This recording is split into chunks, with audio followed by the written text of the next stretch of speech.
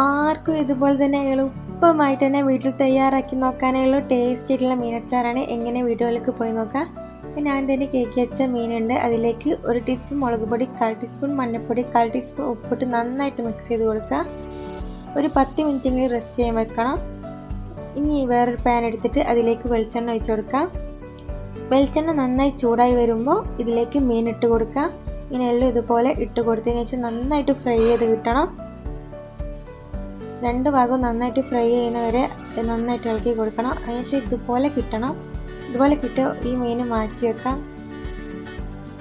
ഇനി വേറൊരു ഉരുളിച്ചട്ടി എടുക്കുക. അതിലേക്ക് ആവശ്യത്തിന് വെളിച്ചെണ്ണ ഒഴിക്കാം. അതിലേക്ക് 1 ടീസ്പൂൺ കടുകാണ്, 1/4 ടീസ്പൂൺ ഉലുവയാണ് ചേർത്ത് കൊടുക്കുക. ഉലുവ അല്ലെങ്കിൽ ഉലുവപ്പൊടി ചേർത്ത് കൊടുക്കുക. ഇപ്പം ചേർക്കേണ്ടെന്നുള്ളൂ. ഇട്ട് കൊടുത്തതിന് ശേഷം ഇതിലേക്ക് ഇഞ്ചി, വെളുത്തുള്ളി, പച്ചമുളക്, കരിവേപ്പ് ഇട്ട് നന്നായിട്ട് മിക്സ് ചെയ്ത് കൊടുക്കുക.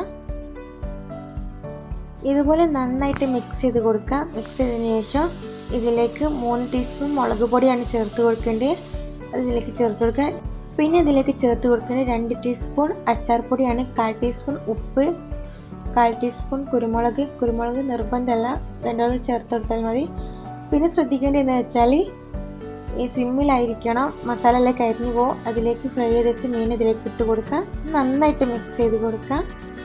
ഇനി ഇതിലേക്ക് വേണ്ടത് ഞാൻ 1 ഗ്ലാസോളം സുർക്കയാണ് ചേർത്തെടുക്കുന്നത്. അത് ഇതിലേക്ക് ചേർത്ത് നന്നായിട്ട് മിക്സ് ചെയ്ത് കൊടുക്കുക. ഇതിലേക്ക് പിന്നെ 1 ടീസ്പൂൺ ഉപ്പാണ് ചേർത്തത്. ലാസ്റ്റ് ഒന്ന് സെറ്റായി കിട്ടാൻ വേണ്ടിയാണ് ഉപ്പ് ചേർത്ത് കൊടുത്തത്. ഇതിലേക്ക് കായം ചേർത്ത് കൊടുക്കും. കായപ്പൊടിയാണ് ചേർത്ത് കൊടുക്കേണ്ടത്. അതും ഇതിലേക്ക് ചേർത്ത് കൊടുക്കുക. നന്നായിട്ട് മിക്സ് ചെയ്തതിന് ശേഷം ഇത്രയേ ഉള്ളൂ. എളുപ്പം തന്നെ വീട്ടിൽ തന്നെ തയ്യാറാക്കി നോക്കാൻ നല്ല ടേസ്റ്റ് ആയിട്ടുള്ള